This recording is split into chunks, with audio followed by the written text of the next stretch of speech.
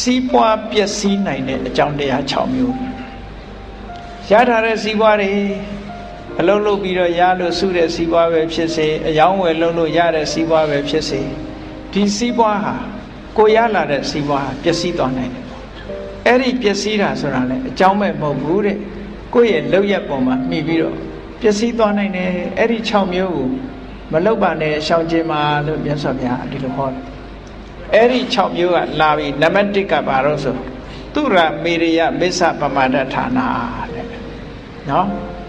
အယက်သေးစာဘီယာဆေဝါမူရဆေဝါတွေသုံးစွဲတယ်အဲ့ဒီသုံးစွဲမှုကစီးစိမ်ဥစ္စာပျက်စီးခြင်းအကြောင်းဖြစ်ပါတယ်ဒါဟုတ်မဟုတ်လူတိုင်းလည်းသိတာပဲဒါနော်ဟုတ်မဟုတ်ဒါတွေမကဘူးနောက်လာလိမ့်မယ်စီးစိမ်ပြတ်တာဆိုတာဒါအယက်သေးစာတောက်စားမူရတွေအသုံးချလို့တဖြည်းဖြည်းချမ်းသာတဲ့လူလည်းမွဲသွားတဲ့ထားပဲမဟုတ်ဒီမွဲတာတစ်မျိုးတွေမကဘူးမြတ်စွာဘုရားကထပ်ချက်ပြီးတော့ဟောသေးတယ်အခုတော့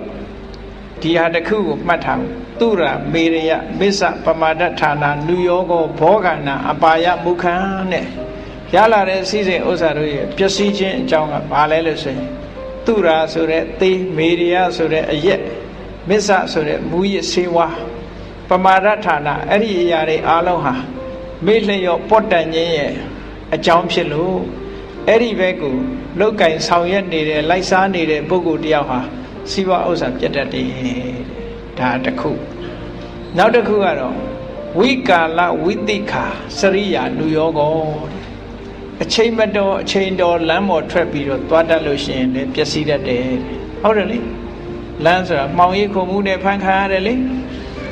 ညအထွက်တယ်ဆိုလို့ရှိရင်ရဲနဲ့တွေ့မှောင်ရိပ်ခုံလို့ဆိုဖမ်းသွားတယ်ဟိုလို့ဒီလုံးရင်လည်းညဒီလူကထွက်တယ်ဒီလူပဲနေမှာပစ္စည်းပြောင်းရင်လည်းသူစီရောက်လာမှာနော်လက်ဆောင်တွေအများကြီးသူစီရောက်လာမှာပဲအဲ့ဒါကြောင့်မလို့ညအချိန်ခါမဲ့လမ်းပေါ်မှာထွက်ရဘူးတဲ့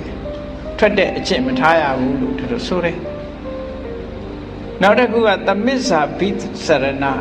ဘယ်မှာစတေရှိုးရှိတယ်ဘယ်မှာကာဝဲရှိတယ်ဘယ်မှာဘာရှိတယ်နိုက်ကလပ်ရှိတယ်ဆို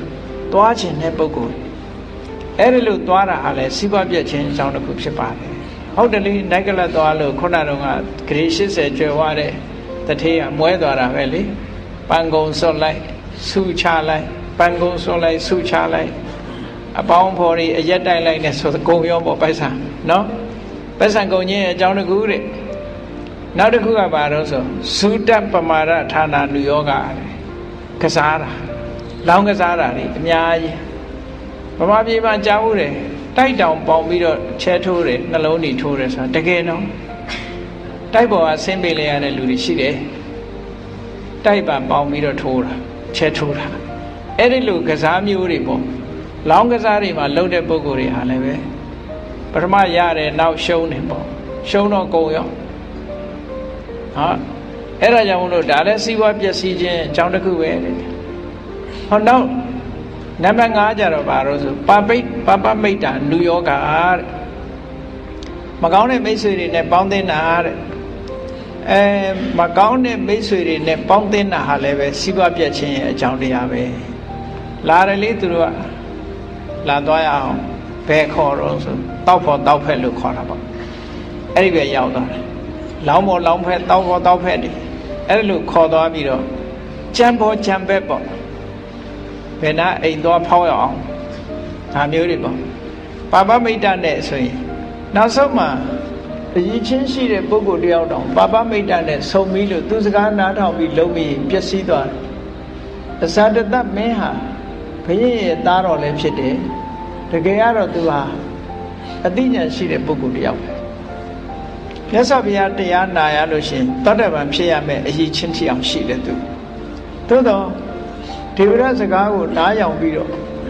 အဖေကိုသွားတတ်မိတဲ့အတွက်ကြောင့်သူ့ရဲ့အခြေအနေကောင်းတွေဟာအကုန်လုံးပျက်စီးသွားတယ်ပြင်လို့မရတဲ့အနေအထားထီအောင်ရောက်သွားတယ်ဒီအခြေအနေထီအောင်ရောက်နိုင်တယ်လို့ဆိုဒါအမြင့်ဆုံးအပြစ်ပဲเนาะအမြင့်ဆုံးအပြစ်ပဲမကောင်းတာလုပ်မိသည့်အတွက်ကြောင့်အဖော်ရဲ့သွေးဆောင်မှုကြောင့်ဒုက္ခရောက်သွားတဲ့ပုဂ္ဂိုလ်တွေလောကမှာအများကြီးပဲရှိတယ်ဒါမကောင်းတဲ့အဖော်နဲ့သွားလာမိသည့်အတွက်ကြောင့်ဒုက္ခရောက်ပါတယ်ဒါလည်းအမြဲတမ်းအရေးကြီးတဲ့ကိစ္စတစ်ခုပေါ့ဒါမို့ မိသားစုတွေမှာဆိုရင်ကိုသားသမီးတွေဒီမကောင်းတဲ့လူနဲ့မပေါင်းမိအောင်တတိထားနေကြရတာလေအပေါင်းအသင်းမှားသွားမှာကိုစိုးရိမ်နေကြရတယ်မိဘတွေမှာပေါင်းအသင်းမှားသွားလို့ရှိရင်ကက်တင်လို့ရမှာမဟုတ်ဘူးလေဟောနောက်တစ်ခုကတော့ဘာလို့ဆိုရင်နောက်ဆုံးတစ်ခုကအာလတယနုယောဂောအပြင်းဖက်တာလည်းပဲစီးပွားပြက်ခြင်းအကြောင်းတစ်ခုပဲလို့တင်တာဆိုလည်းတက်တက်ကြွကြွလုပ်ရမယ်သူများတဲ့ဥအောင်လုပ်ရမယ်စင်ကာပူနိုင်ငံအခုလိုကြီးပွားတိုးတက်ချမ်းသာသွားတယ်ဆိုတာလုံလဝိရိယနဲ့လုပ်လို့ရတာသူ့ဘာသူခြေနေပေးလို့ဝင်လာတာမဟုတ်ဘူးမြေကြီးကရွှေသီးတဲ့နိုင်ငံမဟုတ်ဘူးရေတောင်ဝယ်တော့နေရဘာလို့ကြီးပွားတာတော့ဆိုစဉ်းစားကြည့်လေစင်ကာပူစံချိန်မဟုတ်ဘူးဟောင်ကောင်စံချိန်ယူပြီးတော့ဟောင်ကောင်နဲ့ချိတ်ဆက်ထားတာလေကြီးပွားတိုးတက်မှုရှိအောင်အချိန်တောင်ဟောင်ကောင်စံချိန်နဲ့ယူပြီးတော့လှုပ်ထားပြီးတော့အလုပ်ကြိုးစားတာနော်ဒါစင်ကာပူနေတဲ့လူတွေပိုသိမှာပေါ့အဲ့ဒါလို့လောကမှာကြီးပွားတိုးတက်တယ်ဆိုတာအနေထားကောင်းရုံတစ်ခုတည်းတည်းမဟုတ်ဘူးကြိုးစားအထောက်မှုပေါ်မှာမူတည်တယ်အဲ့ဒါလို့ဖြစ်အောင်ကြီးပါလားသူဖြစ်ပါလားမလေးရှားနိုင်ငံလွတ်လပ်ရေးရတော့စင်ကာပူကလည်းမလေးရှားရဲ့ state တစ်ခုပဲလေမလေးရှားရဲ့ state တစ်ခုပဲသူကအဲ့ဒီထဲကနေပြီးတော့ဒီနိုင်ငံခေါင်းဆောင်ကခွဲထွက်လိုက်တာခွဲထွက်လိုက်တော့မှရေတောင်မှတောက်เสียရှိတာမှမဟုတ်ဘူးပင်လယ်တွေရမ်းနေတာအဲ့တော့ရေတောင်မှသူများစီကဝဲတောက်နေရတာသို့တော့စ조사အထုတ်လိုက်တဲ့အခါကျနေရာနဲ့ဒီမညီမျှလောက်အောင်ကြီးပွားတိုးတက်မှုရသွားတခြားနိုင်ငံတွေချမ်းသာတယ်ဆိုတာရေနံထွက်လို့ချမ်းသာတာတွေရှိတယ်လေဒီနားမှာကျွန်းပေါက်စားလေးတွေကရေနံထွက်လို့ချမ်းသာတာတဘာဝကပြီးလို့ချမ်းသာတာလေစင်ကာပူရေနံထွက်သလားမသိဘူး